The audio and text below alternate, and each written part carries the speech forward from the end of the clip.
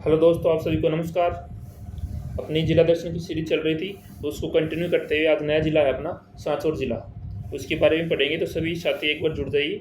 Session को like करना और चैनल को सब्सक्राइब भी करना। तो अपने स्टार्ट करते हैं। सांचौर जिला, यह जिला जालोर जिले को तोड़ के बनाया गया था। जो सांचौर जिला है, जो कौन से जिले को तोड़ के बनाया गया है? जालोर जिले से तोड़ के बनाया गया है एक नया जिला। कौन से संभाग में आता है? पाली संभाग। यह भी नया संभाग बना है पाली। पाली भी नया। राजस्थान में 3 संभाग नए बने हैं, ठीक है, जिसमें से एक आता है पाली संभाग। तो ये पाली संभाग में आता है सांचौर जिला। उपखंड कितने हैं इसमें? 4 उपखंड हैं। तहसील कितनी है? 4। सांचौर खुद है, बागोड़ा है, चितलवाना है और रानीवाड़ा। ये 4 उपखंड है और 4 ही इसके अंदर तहसील है सांचौर जिले के अंदर। कितने जिलों से सीमा बनाता है जिला? 4 जिलों से। 4 जिलों से सीमा बनाता है। जालोर से, बाड़मेर से, बालोतरा से, सिरोही से।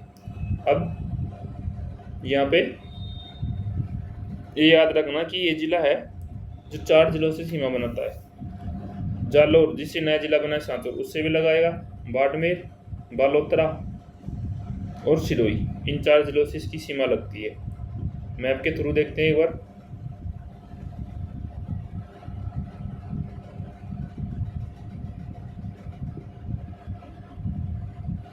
ये रहा अपना सांचौर जिला। अब इसकी सीमा देखो, बाड़मेर से भी लग रही है, इधर ये ज़्यादा नहीं लगती, एकदम कम लग रही है बालोतरा से, यहाँ पे कॉर्नर में, ठीक है।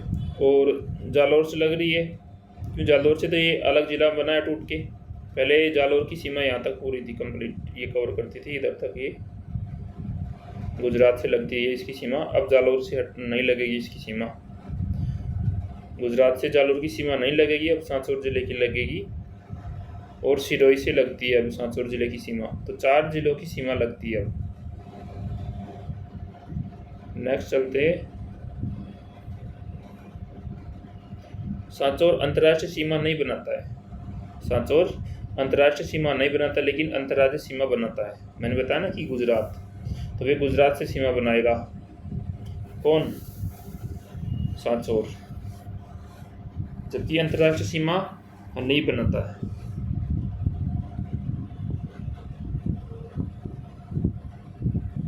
राजस्थान के 6 जिले गुजरात के साथ सीमा बनाते हैं। राजस्थान के 6 जिले गुजरात के साथ में सीमा बनाते हैं। बाड़मेर है, सांचौर है, सिरोही है, उदयपुर, डूंगरपुर और बांसवाड़ा। तो ये 6 जिले हैं जो गुजरात के साथ सीमा बनाते हैं। राजस्थान के 5 जिले अंतर्राष्ट्रीय सीमा बनाते हैं। अंतर्राष्ट्रीय सीमा कौन सी है? रेड क्लिफ जो पाकिस्तान से लगती है। कितनी? 1070 किलोमीटर। 1070 किलोमीटर इसकी दूरी है। और कितने जिले राजस्थान के? 5 जिले सीमा बनाते हैं इस अंतर्राष्ट्रीय रेड क्लिफ रेखा से। पहले 4 जिले। 5वां नया जिला कौन सा है इसमें? अनूपगढ़ आया है, जो गंगानगर से नया जिला बना है। गंगानगर, अनूपगढ़, बीकानेर, जैसलमेर, बाड़मेर। तो ये 5 जिले हैं जो अंतर्राष्ट्रीय सीमा बनाते हैं। सबसे पास मुख्यालय अनूपगढ़ का होगा, पहले गंगानगर हुआ करता है, अब नया जिला बन गया अनूपगढ़। तो सबसे पास में मुख्यालय कौन से जिले का होगा? अनूपगढ़ जिले का। सबसे दूर बीकानेर का।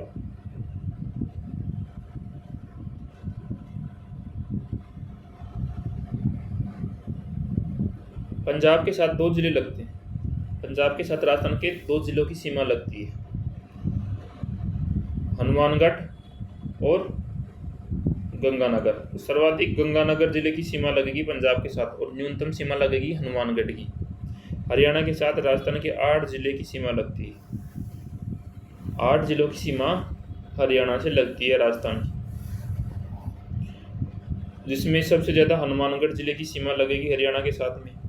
यूपी के साथ 3 जिले। पहले 2 जिले लगते थे यूपी के साथ, यानी राजस्थान के 2 जिलों की सीमा यूपी के साथ लगती थी। अब तीसरा नया जिला है डीग नया जिला है जो भरतपुर से नया जिला बना है। पहले भरतपुर और अलवरी थे जो यूपी के साथ सीमा बनाते थे, अब 3 जिले बनाएंगे। एमपी के साथ 10 जिले, मध्य प्रदेश के साथ में राजस्थान के 10 जिलों की सीमा लगती है। अंतर्राष्ट्रीय सीमा बनाने वाले 5 जिले मैंने बताए अभी, जो रेड क्लिफ रेखा 1070 किलोमीटर की दूरी है। तो अब अंतर्राष्ट्रीय सीमा बनाने वाले 5 जिले राजस्थान के, पहले 4 जिले हुआ करते थे। अंतर्वर्ती सीमा बनाने वाले कितने जिले हैं? उनकी संख्या है 21 ऐसे जिले हैं राजस्थान के जो न किसी राज्य से सीमा बनाते हैं और न किसी देश के साथ में सीमा बनाते हैं, ये याद रखना। नेक्स्ट है सांचौर का प्राचीन नाम। सांचौर का प्राचीन नाम है सत्यपुर। सत्यपुर के नाम से जाना जाता था सांचौर को पहले। उपनाम राजस्थान का पंजाब। अब राजस्थान का पंजाब पहले हम जालौर जिले को बोलते थे, लेकिन अब नया जिला बनाया उससे सांचौर। तो अब उपनाम के रूप में हम राजस्थान का पंजाब जानेंगे किसको? सांचौर जिले को। नदियाँ कौन सी है इसमें? कौन सी नदियाँ बहती है जिले के अंदर? लूनी नदी प्रवाहित होती है सांचौर जिले में, और लूनी बेसिन में अब जालौर की जगह सांचौर होगा। अब लूनी बेसिन में जालौर की जगह अब सांचौर होगा। याद रखना कि अब जालौर नहीं होगा लूनी बेसिन में, अब सांचौर होगा। गोडवाड़ बेसिन। गोडवाड़ बेसिन, इसके अंदर 2 जिले आते हैं। वो 2 जिले कौन से हैं? पाली और जालौर। इस गोडवाड़ बेसिन में पाली और जालौर 2 जिले आते हैं, और यहाँ पे गोडवाड़ी बोली बोली जाती है। गोडवाड़ बेसिन के अंदर पश्चिमी मरुस्थल के अर्धशुष्क में आता है। पश्चिमी मरुस्थल के अर्धशुष्क में आता है, लूनी बेसिन में नहीं आता। ठीक है, कि पश्चिमी मरुस्थल के अर्धशुष्क में आता है और लूनी बेसिन में नहीं आता। जालौर जिला।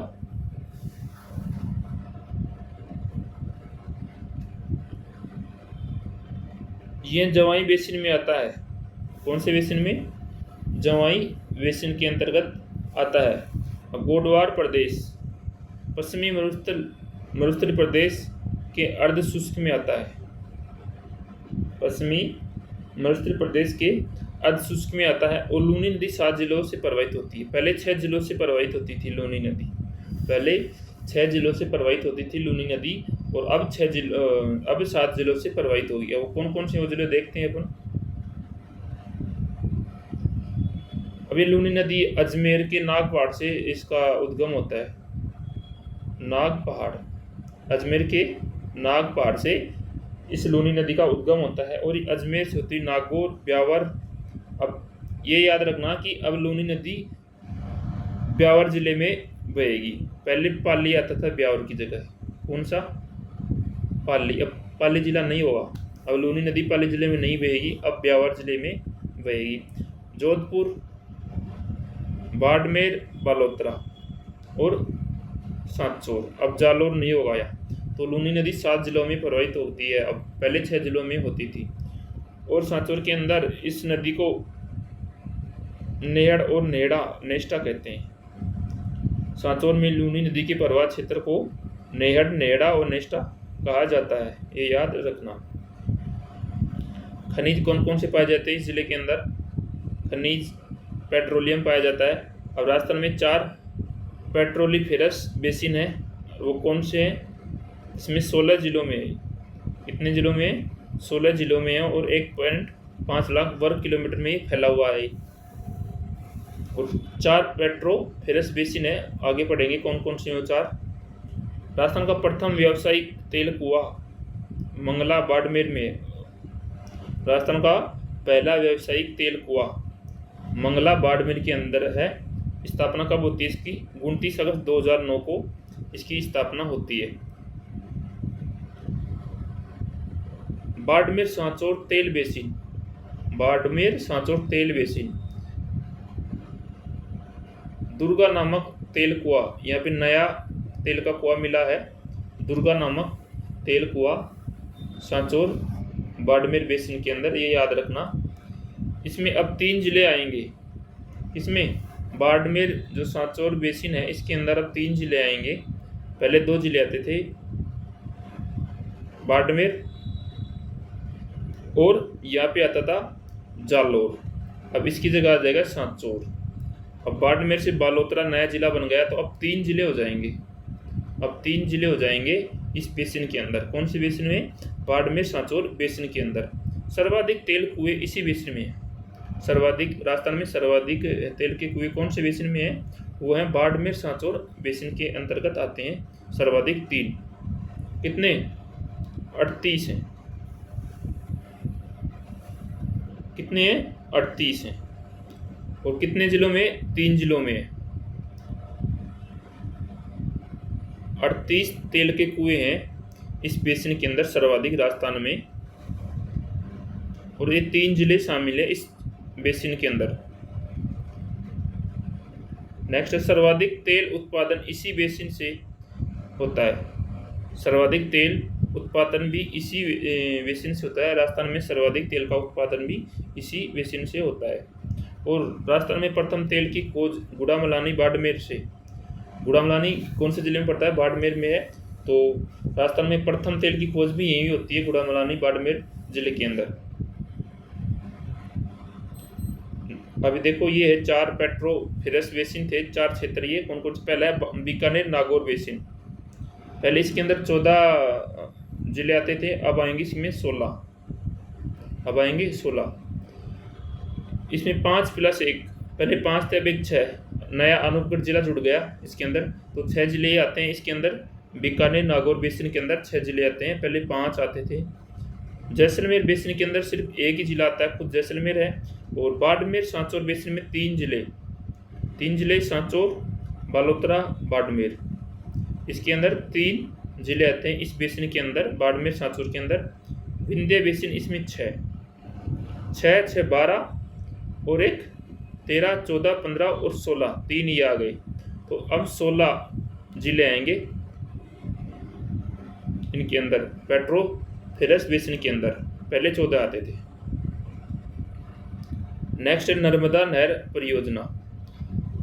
इस जिले के अंदर कौन सी परियोजना है? नर्मदा नहर परियोजना, जो नर्मदा नदी के ऊपर है ये परियोजना। और इसका उद्गम कहाँ से होता है? गुजरात से होता है, सरदार सरोवर बांध से। जो नर्मदा नहर परियोजना है इसका उद्गम गुजरात राज्य से होता है। और कौन सी नदी पे ये परियोजना? नर्मदा नदी के ऊपर है। यह सांचौर जिले सांचौर जिले के सिलू ग्राम से प्रवेश करती है। यह परियोजना सांचौर जिले के सिलू ग्राम से प्रवेश करती है, और 2008 से, कब से? 2008 से। और यह नर्मदेश्वर धाम पर बना हुआ है। जो सिलू ग्राम है यह नर्मदेश्वर धाम पर बना हुआ है। लाभान्वित जिले कौन से हैं इसके अंदर? बाड़मेर और सांचौर है। तो इस नहर से पानी आता है, तो इसे लाभान्वित जिले हैं वो हैं बाड़मेर और सांचौर जिले हैं। जालौर को केवल इस परियोजना से पेयजल मिलता है, पीने के लिए पानी मिलता है, सिंचाई के लिए नहीं मिलता है। जालौर जिला है उसको इस परियोजना से सिर्फ पेयजल पानी मिलता है, पीने का पानी मिलता है।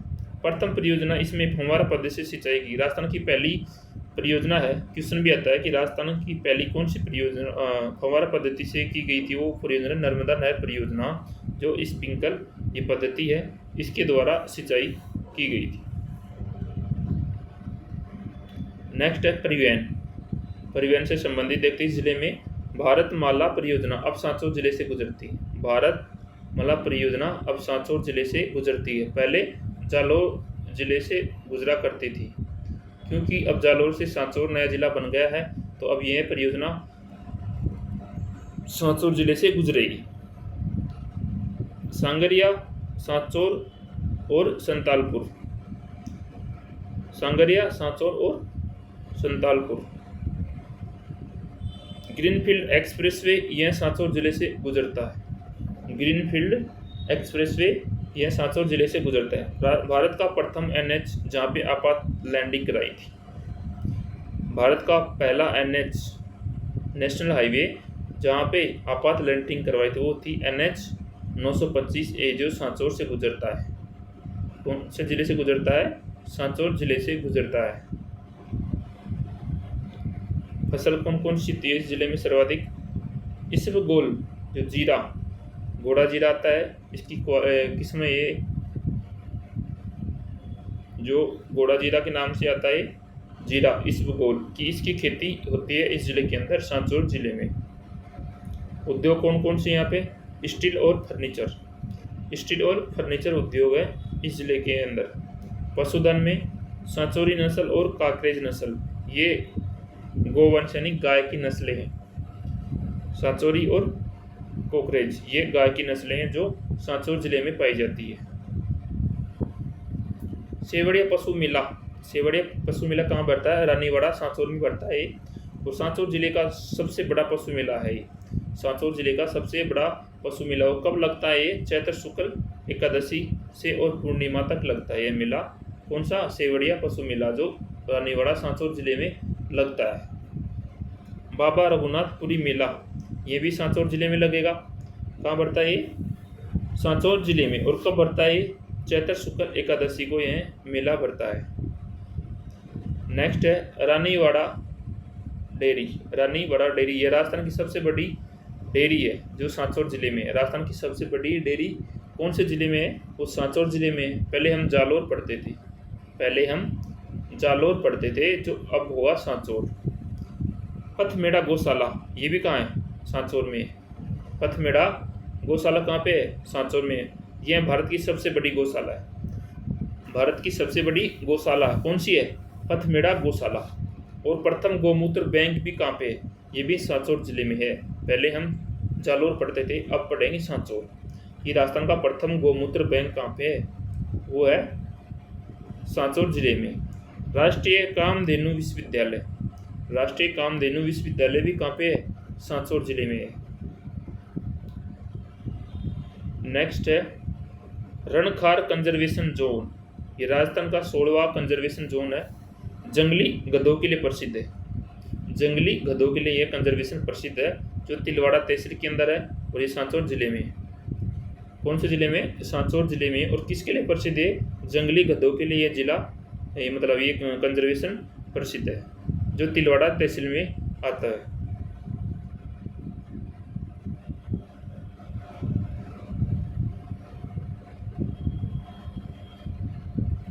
बड़गांव, बड़गांव कहाँ पे? रानीवाड़ा में है। ये सांचौर का कश्मीर कहलाता है। इसको सांचौर का कश्मीर कहा जाता है। किसको? बड़गांव को सांचौर का कश्मीर कहा जाता है। गोगा जी की ओल्डी, ये कहाँ पे है? किलोरियो की ढाणी जो सांचौर जिले में है। सांचौर जिले के अंदर गोगा जी की ओल्डी है, एक ढाणी है जिसका नाम है किलोरियो की ढाणी। किलोरियो की ढाणी है, वहाँ पे गोगा जी की ओल्डी है। और इस ओल्डी का निर्माण किसने करवाया था? राजा राम कुमार के द्वारा इस ओल्डी का निर्माण करवाया जाता है। याद रखना कि गोगा जी की ओल्डी है, उसका निर्माण राजा राम कुमार के द्वारा करवाया जाता है। अब्बन शाह मखदूम पीर की दरगाह कहाँ पे है? ये है सांचौर में। पहले हम जालोर जिले में पढ़ते थे, तो अब अब्बन शाह मखदूम पीर की दरगाह कहाँ पे है? अब वो है सांचौर जिले में। तो ये अपना कंप्लीट सांचौर जिला छोटा सा था। तो सभी दोस्तों का धन्यवाद। Thank you. जय हिंद, जय भारत।